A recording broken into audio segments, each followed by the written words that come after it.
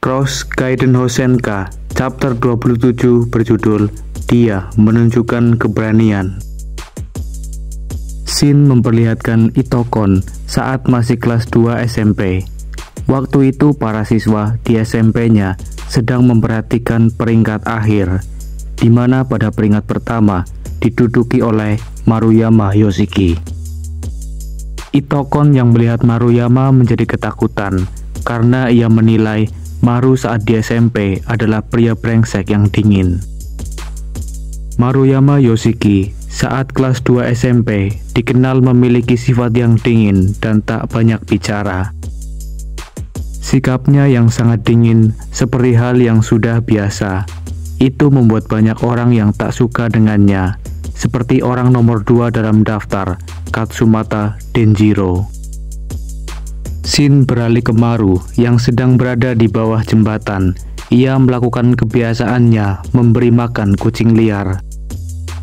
Kebiasaannya yang membawa roti isi selai, di mana ia hanya memakan setengahnya, dan sisa rotinya ia berikan pada kucing.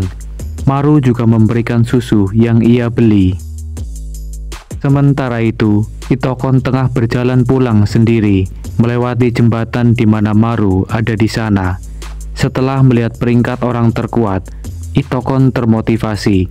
Ia ingin kenal dengan Maru, sambil jalan, sambil memikirkan cara supaya ia bisa berkenalan dengan Maru. Namun tiba-tiba saja Itokon dikejutkan dengan kedatangan dua orang. Satu orang berambut keriting dan satu berambut cepak. Mereka datang memalak Itokon dengan mengancamnya.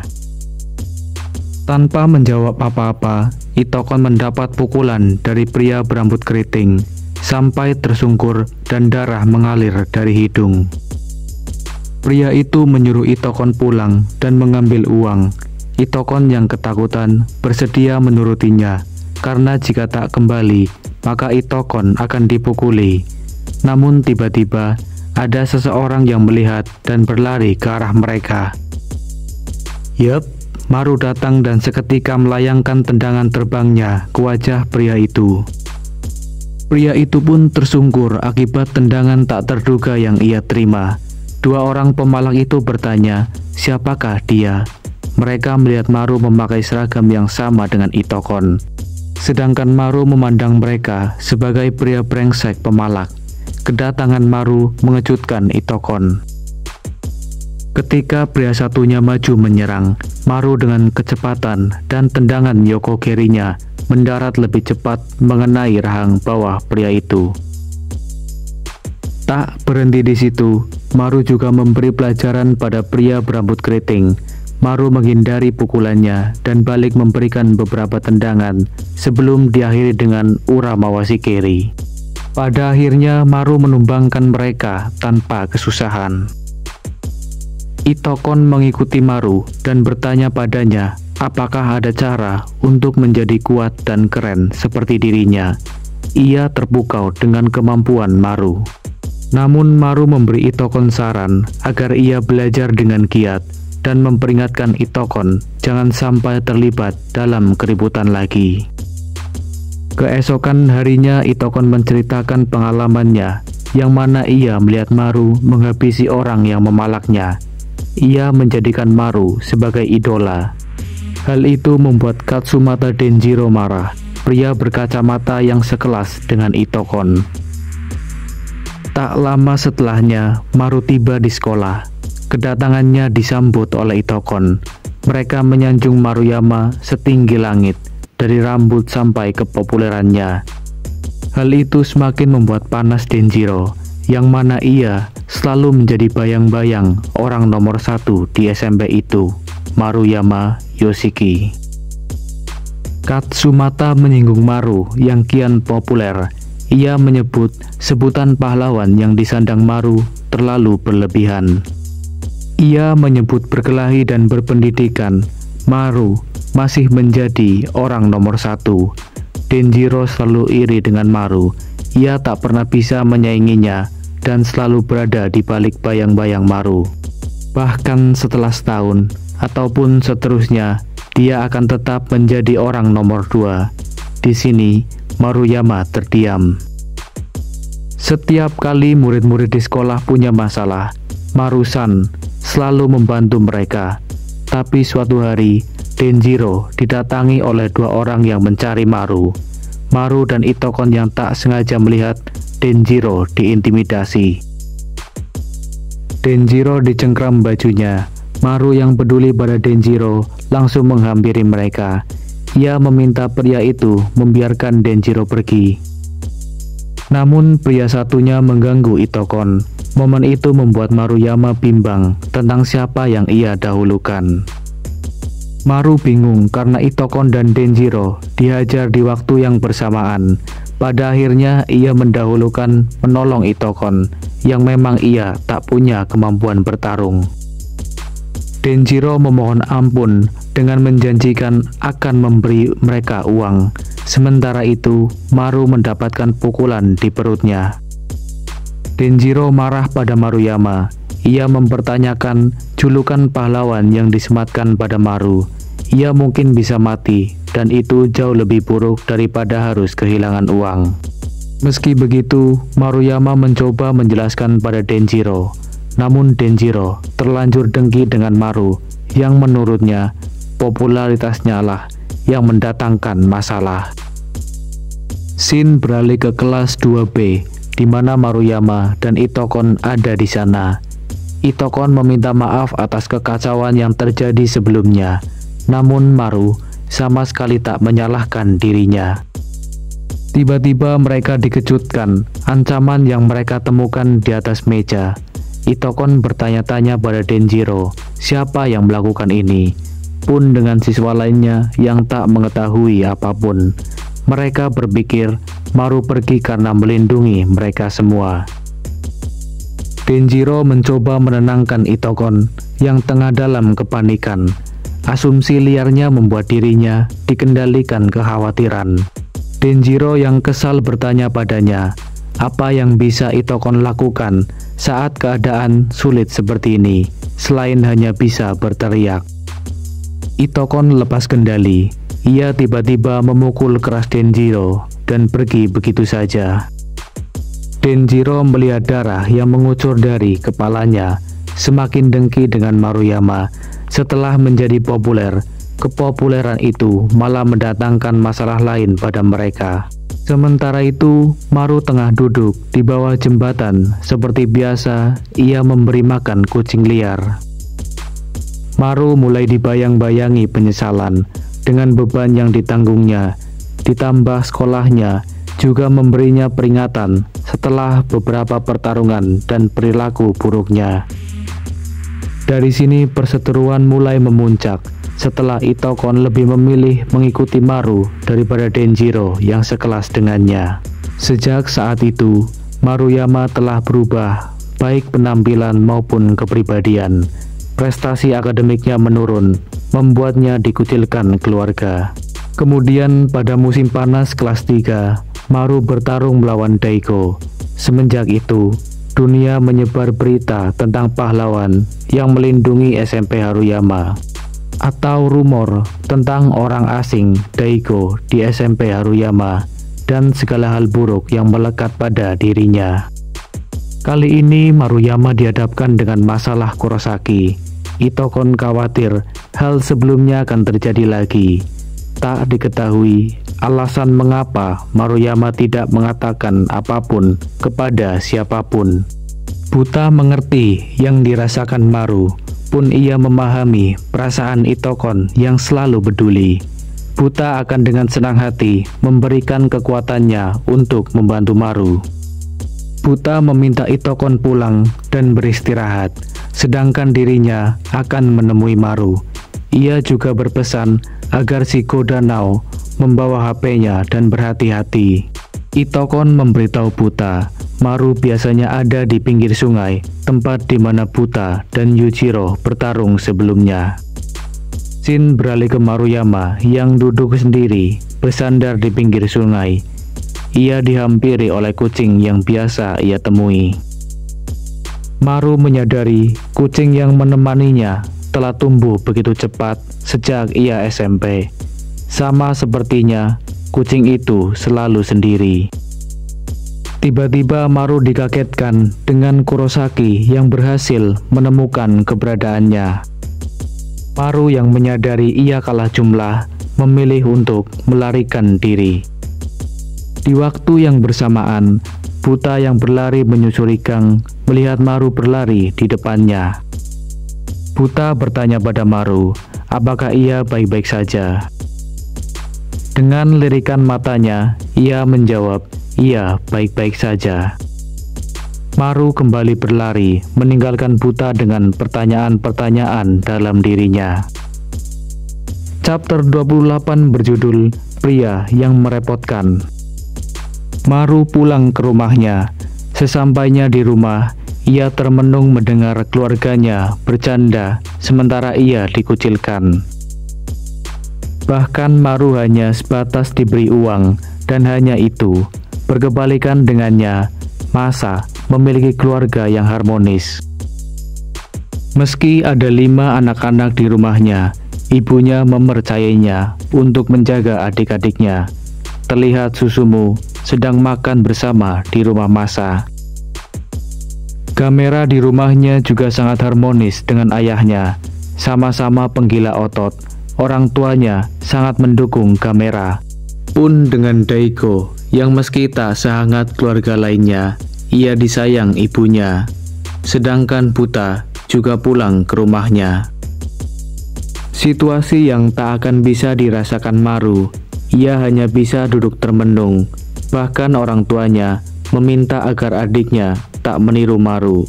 Ia harus belajar dengan giat dan bekerja selama 3 tahun di sekolah menengah. Pagi harinya, Maru terbangun. Ia tertidur di mejanya setelah mendengar adiknya berangkat ke sekolah. Maru berencana pergi membeli kue dan memberi makan kucingnya. Ia mendengar ibunya berteriak, ada pria yang memakai seragam sama dengan Maru. Maru langsung bergegas keluar, dan ia kaget saat membuka pintu. Melihat Buta yang tertidur menunggunya di depan pintu. Maru teringat ketika semalam Buta mengkhawatirkannya, namun ia tak menyangka Buta akan menunggunya di depan rumah. Lalu Maru membangunkan Buta yang masih setengah sadar. Buta pun terbangun, seketika ia menjadi segar kembali. Ia bertanya, apakah Maru baik-baik saja? Maru memintanya jangan berisik di pagi hari. Scene beralih ke industri Kurosaki. Seorang pria membuka pintu sebuah ruangan, di mana para petinggi Kurosaki tengah berkumpul. Di sana ada pria berambut kribo, eksekutif Kurosaki, freshman, Usui Kazutoyo. Eksekutif Kurosaki, seorang sophomore bernama Hojo Ai. Freshman Kurosaki bernama Jagaimo. Orang nomor 3, senior, Todo Jin. Orang nomor 2, seorang senior bernama Narusako Rei. Dan orang nomor 1 Kurosaki, senior yang dikenal kejam tanpa belas kasihan, Kageyama Subaru. Pria itu meminta izin untuk menghadap para petinggi Kurosaki. Namun orang nomor 2 mempermasalahkan pria itu, yang mana menurutnya ia kurang sopan memasuki ruangan tanpa mengetuk pintu. Kageyama tertawa mendengarnya, memintanya tak perlu mempermasalahkan hal itu. Subaru menanyakan nama pria itu.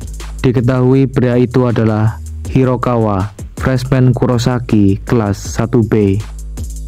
Dengan tatapan tajamnya, Kageyama bertanya pada Hirokawa, mengapa ia datang sendirian.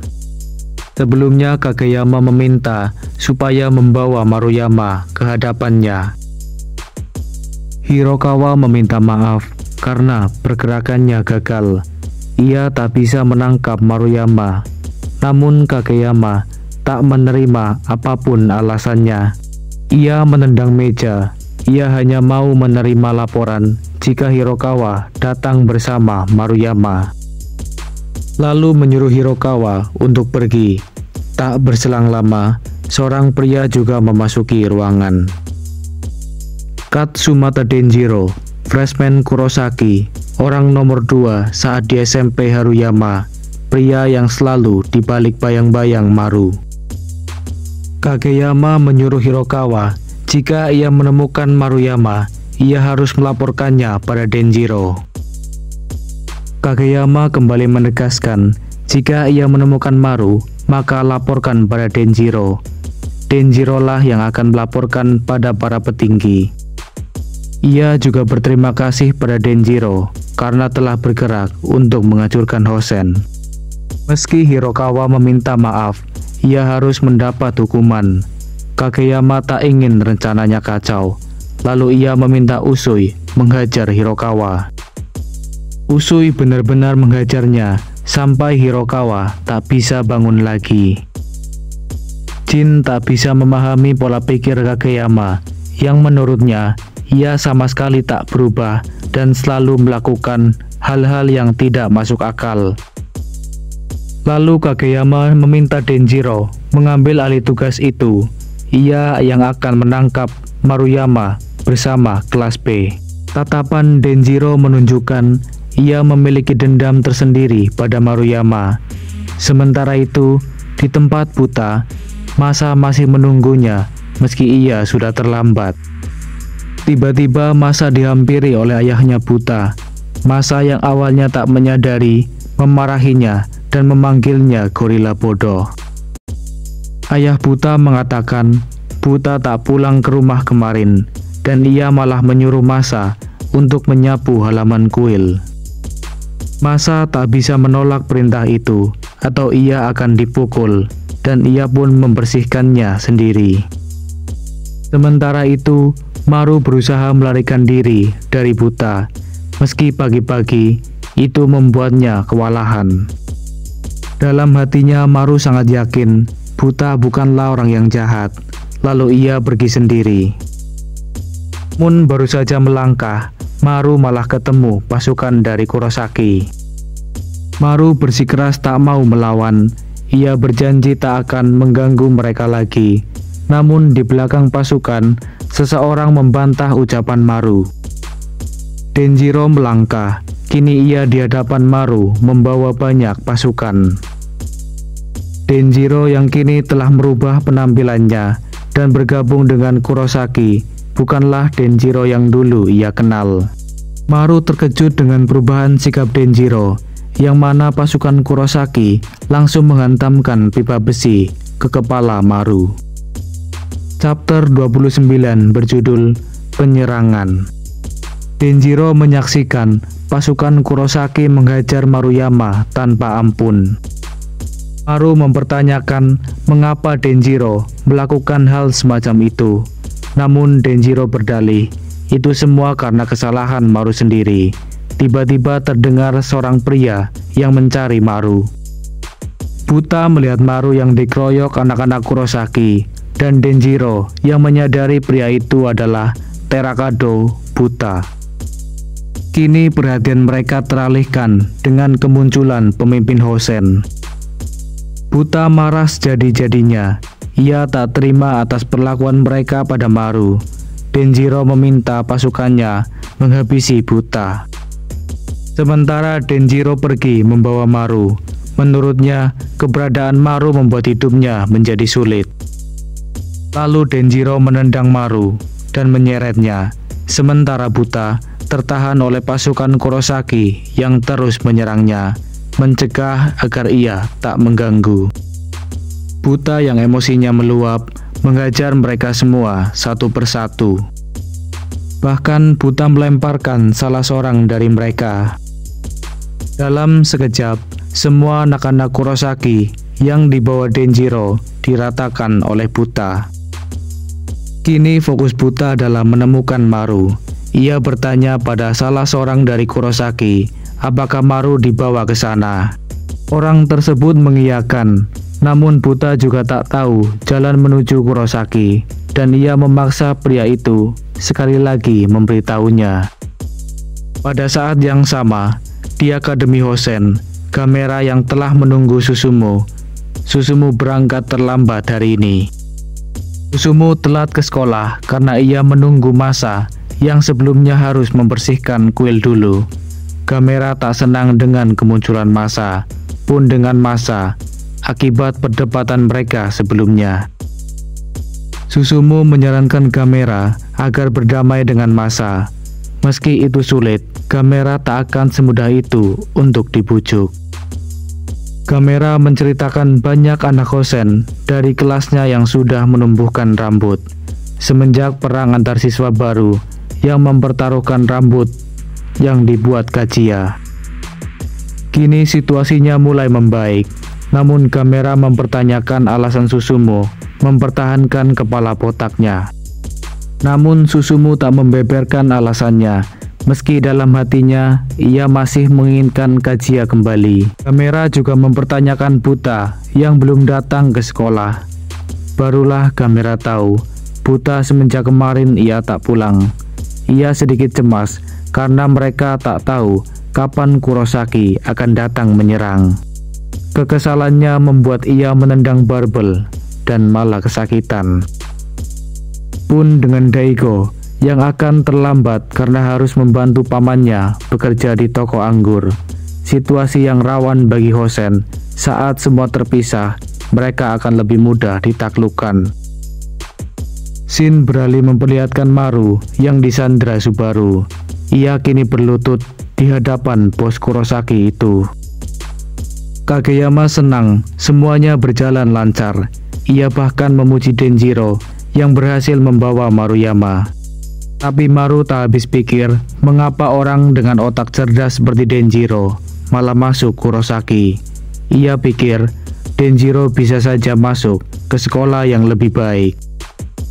Kageyama menyuruh Maru untuk diam, namun Maru dengan yakin mengatakan Kageyama telah salah karena berurusan dengan Hosen.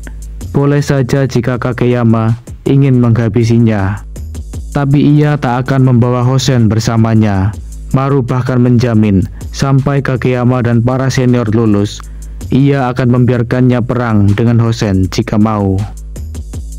Kageyama mengejek Maru dengan mengatakan Maru terkena serangan mental sejak SMA, tetapi tak masalah terjadi atau tidak, menurutnya tak akan berpengaruh apa-apa. Nyerang dan menghancurkan Hosen adalah rencana mereka, sebuah kesempatan yang bagus menghancurkan Hosen yang belum terbentuk sempurna sebagai satu kesatuan. Kageyama mengatakan ia melihat Maru seperti orang dengan gangguan kejiwaan. Kageyama melanjutkan, pihak Hosen tak akan menyalahkan Maru apapun yang ia lakukan. Jika Maru beruntung, Hosen akan menolongnya lebih awal. Maka Hosen tidak akan mengalami situasi yang buruk sekarang. Namun Maru berkata, apa yang Kurosaki lakukan adalah kekeliruan, karena Terakado Buta sedang mencarinya. Pun dengan Daigo yang sedang ada kerjaan, Maru hanya perlu sedikit mendapat perhatian. Hosen sedang ditinggal oleh 3 orang paling penting. Kageyama mengingatkan Maru untuk melihat sekitarnya. Sekarang Kurosaki benar-benar akan menghancurkan Hosen. Kageyama akan memanfaatkan Maru yang tak memedulikan bahaya di sekitarnya untuk memulai perang dengan Hosen. Pihak Hosen tak akan mengetahuinya, jadi Maru tak akan disalahkan. Dan kini Kageyama mengajak semua pasukannya mendatangi Hosen. Maru kesal, ia hendak menerjang Kageyama, namun Kageyama menjatuhkannya. Maru seharusnya menyadari, Maru harus menyadari dari awal dan melakukan perlawanan sebelum semua menjadi kacau. Kageyama lalu menjatuhkan rokoknya pada Maru. Maru yang sudah tak bisa melawan lagi diinjak-injak oleh seluruh petinggi Kurosaki. Saki kini menuju Hosen, membawa serta Maruyama bersama mereka. Sebelum pergi, Kageyama meminta Jagaimo membersihkan noda darah yang ada di lantai. Beralih ke Akademi Hosen. Daigo baru saja sampai di sekolah. Ia menyadari keadaan Hosen yang sangat sepi, yang mana saat dia datang pukul 11, Masa dan Gamera sudah bertengkar. Daiko mulai mencurigai ada yang aneh dengan Hosen. Lalu Daiko menuju ke aula judo, tempat para petinggi biasa berkumpul. Ketika Daiko membuka pintu, ia terkejut karena aula judo sudah dipenuhi oleh orang-orang dari Kurosaki. Kageyama telah menunggunya dan juga ia menyapa Daiko. Terlihat kondisi para petinggi Hosen, Susumu, Gamera, Maru, dan juga Masa terkapar babak belur. Kageyama memberitahu Daiko, giliran berikutnya adalah dirinya. Keduanya saling menatap dengan tatapan tajam. Daiko di sini sudah terbakar emosi melihat sekolahnya diratakan Kurosaki. Chapter 30 berjudul Melangkah Bersama. Perlihatkan Buta yang sudah berada di Kurosaki. Ia tak melihat Maru, bahkan hampir tak ada orang di sana. Ia hanya menemukan satu kroco. Buta yang marah memaksakannya untuk ikut ke Hosen. Di waktu yang bersamaan, Daiko dikeroyok pasukan Kurosaki. Seperti yang diharapkan dari orang nomor 2 Hosen, Usura Daiko jauh lebih kuat daripada petinggi Hosen lainnya. Meski begitu, kehancuran Hosen sudah di depan mata. Daiko yang terus menunjukkan perlawanan dengan disaksikan Kurosaki, Kageyama mengira Daiko meski tak sekuat Daijin, dia tetaplah adiknya. Kageyama yang ingin mengakhiri perlawanan Daiko meminta anak buahnya untuk memanggil Todojin ke aula judo. Di kelas 1B, Jin dan Rei telah menundukkan kelas Gamera. Pun dengan pengawal Gamera, Shishido Go, yang tak percaya Gamera dikalahkan, anak buah Kageyama memanggil Jin dan Rei kembali. Awalnya Jin pikir Buta telah kembali, tapi ia diminta untuk menghajar Daiko. Jin mengancam akan menghukum mereka jika mereka kembali melawannya. Karena kekuatannya, Jin dijuluki mesin pembunuh. Go menganalisa situasi di mana selain Jin, 6 orang lainnya tak sekuat dirinya, yang mana mungkin ia bisa mengalahkan mereka dan menyusul Gamera. Namun Jin memperingatkan mereka bahwa yang akan bertanggung jawab adalah pemimpin mereka. Hal itu membuat Go berpikir untuk kedua kalinya. Semua kelas sudah jatuh ke tangan Kurosaki, tapi Daiko tak mempedulikan ucapan Kageyama. Ia masih terus bertahan. Lalu Jin tiba di aula judo. Kageyama meminta pasukannya berhenti. Jika serangan mereka berhenti, Daiko berniat mengincar bos Kurosaki secara langsung. Tapi Jin tak akan membiarkan Daiko menyerang bosnya. Ia menghentikan langkah Daiko. Daiko menjauhkan tangan Jin dan ia memberi Jin sebuah pukulan hingga menjatuhkan kacamatanya. Pukulan itu sama sekali tak berefek apapun pada Jin. Terlihat tekad Daiko yang ingin terus berjuang mempertahankan Hosen. Ialah yang akan melindungi Hosen ketika Buta tak ada di sana. Demi teman-temannya, sekolahnya, penderitaan dan rasa sakit, itu tak akan berarti lagi jika ia memutuskan menyerah. Untuk itu, Daiko melayangkan serangannya pada Jin. Tiba-tiba saja Buta datang menerobos masuk ke aula judo. Namun semua sudah terlambat karena Daiko ditumbangkan oleh Jin dengan satu pukulan kerasnya. Dalam hatinya Daiko ingin meminta maaf, tapi ia sudah tak sanggup lagi dan akhirnya tumbang. Kini perhatian para petinggi Kurosaki beralih pada Buta. Kageyama menyambut kedatangan Terakado Buta. Buta yang sudah terbakar emosinya langsung berlari menuju Kageyama. Tapi Kageyama menyuruh Jin untuk menghentikan pemimpin Hosen itu. Pukulan keras Jin mengenai Buta. Saat itu Kageyama meminta Jin untuk menghabisinya. Buta membalas memberikan pukulan keras pada Jin. Kageyama yang melihat kemarahan Buta menyuruh pasukannya maju menyerang Buta. Maru yang ingin bergerak diinjak oleh Kageyama agar dia menyaksikan. Dirasa kurang untuk menghentikan Buta, Kageyama meminta Jagaimo memanggil semua orang untuk kembali ke aula judo. Sementara di luar aula judo, Usui bersama pasukannya juga sudah tiba di depan pintu. Terlihat semua petinggi Kurosaki sudah berkumpul bersama pasukan mereka. Ada Denjiro, Usui, Rei, dan juga Ai. Buta yang kalah jumlah, pada akhirnya ia harus diikat tangannya. Terlihat Buta yang terikat diduduki oleh Kageyama. Kini Hosen sudah dihancurkan Kurosaki. Buta berjanji akan menghancurkan mereka semua setelah ia mengingat wajah-wajah eksekutif Kurosaki. Lalu Usui meminta semuanya berbaris. Kini aula judo dipenuhi oleh orang-orang dari Kurosaki. Para petinggi Hosen sudah tak lagi mampu melawan mereka. Buta bertanya pada Kageyama apa yang ia rencanakan, namun Kageyama tak mau menjawab. Ia hanya ingin melihat kehancuran Hosen, sementara siswa Hosen lainnya sudah melarikan diri. Terlihat para petinggi Hosen sudah babak belur. Mereka dikumpulkan seperti sampah. Gamera, Susumu, Masa, Maru, dan juga Daiko.